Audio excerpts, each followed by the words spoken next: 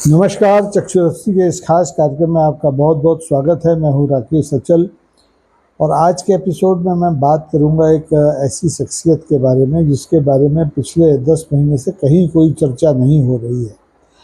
और ये शख्सियत हैं, आप सोच रहे होंगे कि ये इजराइल के नेतन्याहू की बात करेंगे, आप सोच रहे होंगे कि ये खोमेनी साहब की बात करेंगे या पुतिन की करेंगे या शी जिनपिंग की करेंगे या माननीय नरेंद्र मोदी जी की करेंगे, लेकिन नहीं, मैं बात करने जा रहा हूँ अपने पड़ोस में जो देश है बांग्लादेश, उसकी निर्वासित प्रधानमंत्री, पूर्व प्रधानमंत्री शेख हसीना की।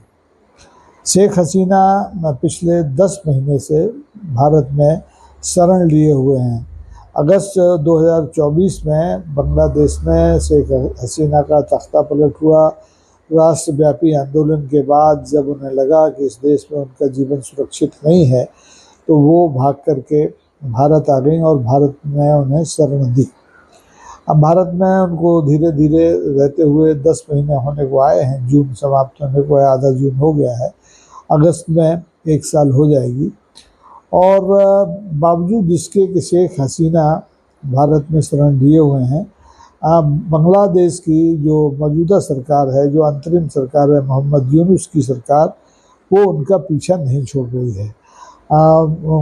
शेख हसीना के बहुत लंबे अरसे तक बांग्लादेश की प्रधानमंत्री रहीं।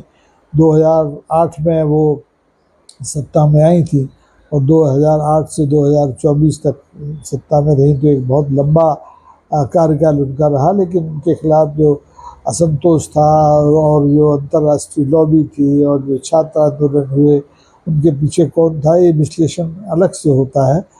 लेकिन उनका तख्ता पलटा अगस्त 24 में और उन्हें भाग करके, जान बचा करके अपने भारत में शरण लेनी पड़ी। वो चाहती तो शरण वो सऊदी अरब में भी ले सकती थी, वो चाहती तो इंग्लैंड भी जा सकती थी, वो चाहती तो अमेरिका भी शायद इन्हें शरण देता, लेकिन नहीं दी। अमेरिका इसलिए नहीं गई क्योंकि अमेरिका के ही इशारे पर ऐसा माना जाता है कि बांग्लादेश में तख्ता पलट हुआ था और अमेरिका के ही कठपुतली, अमेरिका के ही समर्थक मोहम्मद यूनुस को बाद में वहाँ की अंतरिम सरकार का मुखिया बनाया गया।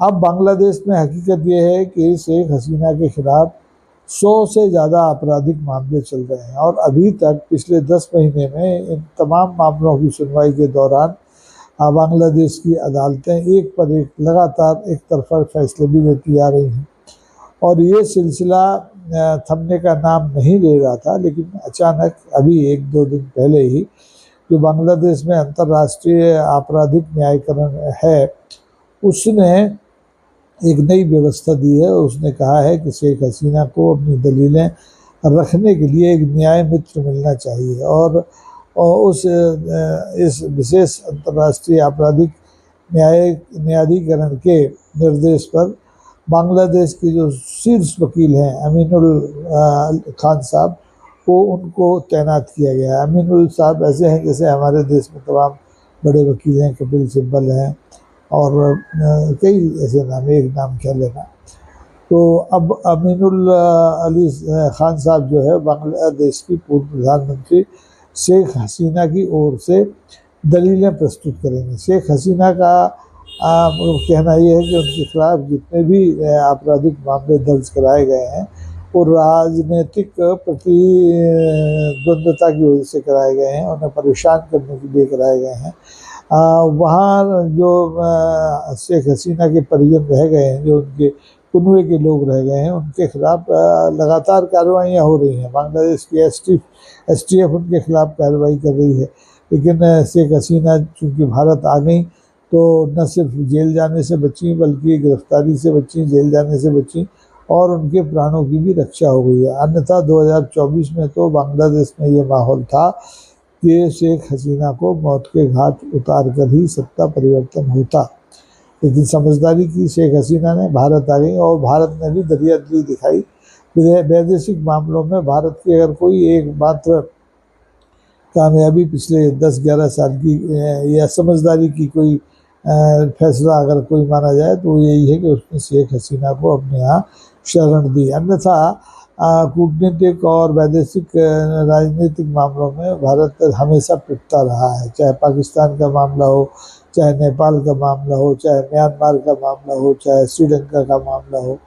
अब जो हमारे सीमाओं से लगे देश हैं उनके साथ हमारे संबंध लगातार बिगड़े हैं, और इसका लाभ हमारे जो मुख्य प्रतिद्वंदी है चीन ने लगातार उठाया है। चीन ने नेपाल को अपने तरफ किया, चीन ने पाकिस्तान को अपनी तरफ किया, चीन ने म्यांमार को अपनी तरफ किया, चीन ने भूटान तक को अपनी तरफ किया।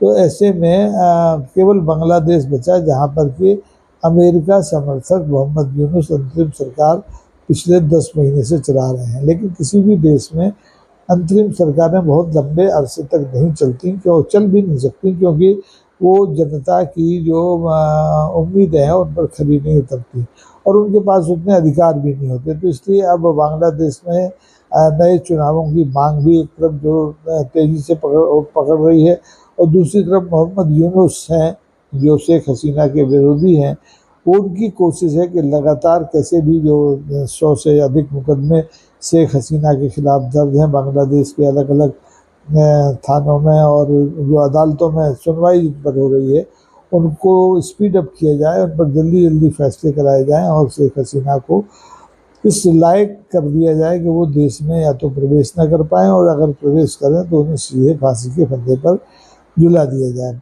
पाकिस्तान और बांग्लादेश की सियासत बड़ी खूंरेजी की सियासत रही है। पाकिस्तान में तो आपने देखा जुल्फ़िकार अली भुट्टो फांसी पर लटकाए गए, उनकी बेटी बेनज़ीर को की हत्या की गई, और ऐसे तमाम सारे जो राजनेता रहे उनके साथ यही सलूक हुआ। बांग्लादेश में तो बांग्लादेश की आज़ादी के जो नायक थे, जो प्रमुख लीडर थे, उनको वहाँ का बांग्लादेश का आप महात्मा गांधी भी कह सकते हैं, शेख मुजीब, उनके साथ भी वही हुआ, उनका भी कत्ल किया गया।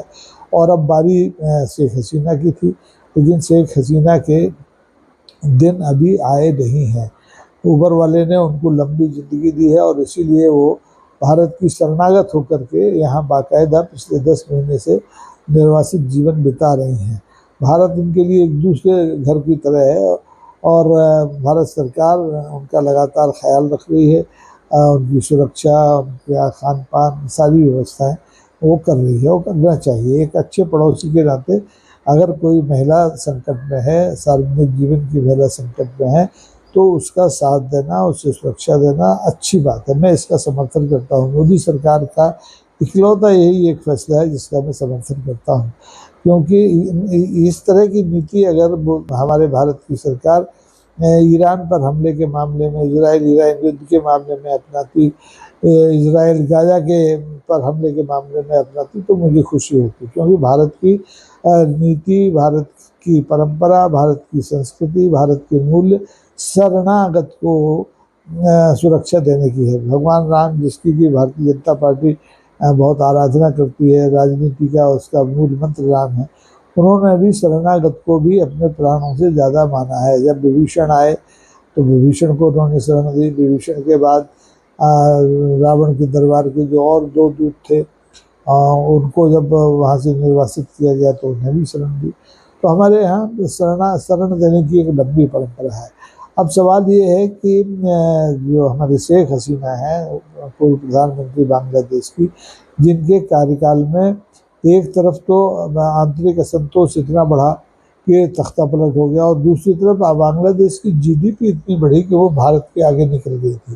तो दोनों में बड़ा अंतर विरोध लगता है। कभी लगता है कि शेख हसीना का जो रास्ता था वो सही था, और कभी लगता है कि शेख हसीना ने कोई गलती की, उन्होंने वहाँ पर एक तरह से अधिनायकवाद को थोपा और उसका नतीजा उन्हें भुगतना पड़ा।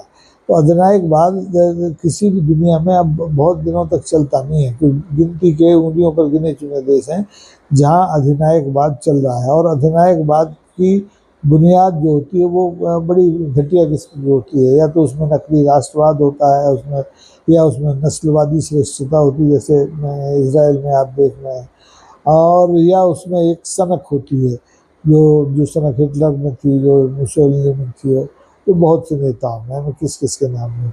बात बांग्लादेश की हो रही है। अब सवाल ये है कि बांग्लादेश की पूर्व प्रधानमंत्री शेख हसीना को जो सरकारी वकील मिले हैं, जो न्याय मित्र मिले हैं, तो क्या अब उम्मीद की जा सकती है कि उनके शेख हसीना की ओर से वो अंतर्राष्ट्रीय आपराधिक न्यायाधिकरण में दलीलें पेश करके शेख हसीना को आरोप मुक्त करा पाएंगे, उन्हें बरी करा पाएंगे, उन्हें दोष मुक्त करा पाएंगे? अगर ऐसा होता है तो मुझे लगता है कि जब भी बांग्लादेश में आम चुनावों की घोषणा होगी तो शेख हसीना स्वदेश लौटेंगी और वो अपनी पार्टी को दोबारा से सक्रिय करके राजनीति में भाग लेंगे और दोबारा से सत्ता हासिल करने की कोशिश करेंगे। आप देखें पिछले 10 महीने में जब से शेख हसीना की जो सत्ता है वो बदली है, 10 महीने के अगस्त से अगस्त, सितंबर, अक्टूबर, नवंबर, दिसंबर, जनवरी, फरवरी, मार्च, अप्रैल, मई, जून, अब 11 महीने हो गए, 1 साल 11 महीना 10 महीना हो गया है। तो इन 1 साल 10 महीने में, मैं गलत आपको 10 महीने कह रहा था, 1 साल 10 महीने में क्या अंतर्राष्ट्रीय परिदृश्य जिस ढंग से बदला है उसका लाभ शेख हसीना को मिल पाएगा? क्या जब भी चुनाव होंगे तो शेख हसीना रिवाइव कर पाएंगी, दोबारा से सत्ता में आ पाएंगी? इन 1 साल 10 महीनों में बांग्लादेश में एक तरह से जो धार्मिक कट्टरता है वो बहुत तेज़ी से बढ़ी है। आपने देखा वहाँ हिंदुओं का कितना उत्पीड़न हुआ, वहाँ लोगों के घर जलाए गए, मकान पूजा घर जलाए गए, हत्याएं हुई, आगजनी हुई, लेकिन जो अंतरिम सरकार है उन पर काबू नहीं पा पाई और इसकी वजह से भारत और बांग्लादेश के जो पारंपरिक रिश्ते थे, सांस्कृतिक रिश्ते थे, सामरिक रिश्ते थे, व्यापारिक रिश्ते थे, उनमें बड़ी खटास आई और ये खटास अभी लगातार बढ़ती जा रही है। मुझे नहीं लगता है कि जब तक बांग्लादेश में कोई लोकप्रिय चुनी हुई सरकार नहीं आती तब तक ये संबंध मामूल पर दोबारा लौट पाएंगे।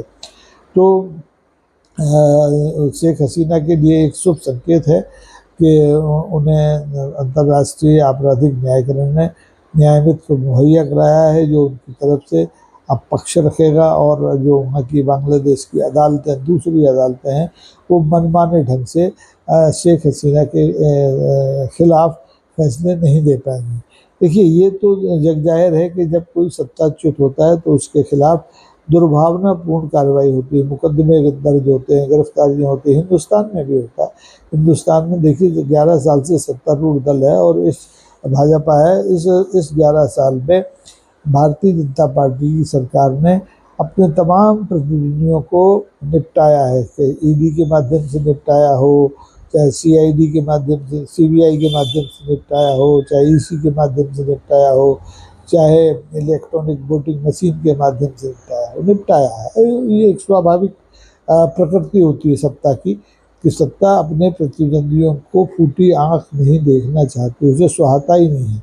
तो जो भारत में हो रहा है वो पाकिस्तान में हो रहा है, जो पाकिस्तान में हो रहा है वो बांग्लादेश में हो रहा है, और तो और अब यही सब ईरान में भी हो रहा है, यही सब इजराइल में भी हो रहा है। इजराइल में जो मौजूदा प्रधानमंत्री हैं बेंजामिन नेतन्याहू, उनके खिलाफ कितने प्रदर्शन हो रहे हैं आपने देखा। लोग, वहाँ की जनता ईरान से माफ़ी मांग रही है कि भाई युद्ध समाप्त करो, हमें माफ़ करो। अमेरिका तो सुपर पावर है दुनिया का और राष्ट्रपति डोनाल्ड ट्रंप साहब, उनके खिलाफ प्रदर्शन हो रहे हैं। आप उनकी अप्रवासी नीति से खिन्न लोग प्रदर्शन कर रहे हैं। तो जनता को आप रोक नहीं सकते। अभिव्यक्ति की उसकी जो है एक प्राकृतिक शक्ति है और जो अधिकार है, प्रकृति प्रदत्त अधिकार है, उसे रोका नहीं जा सकता।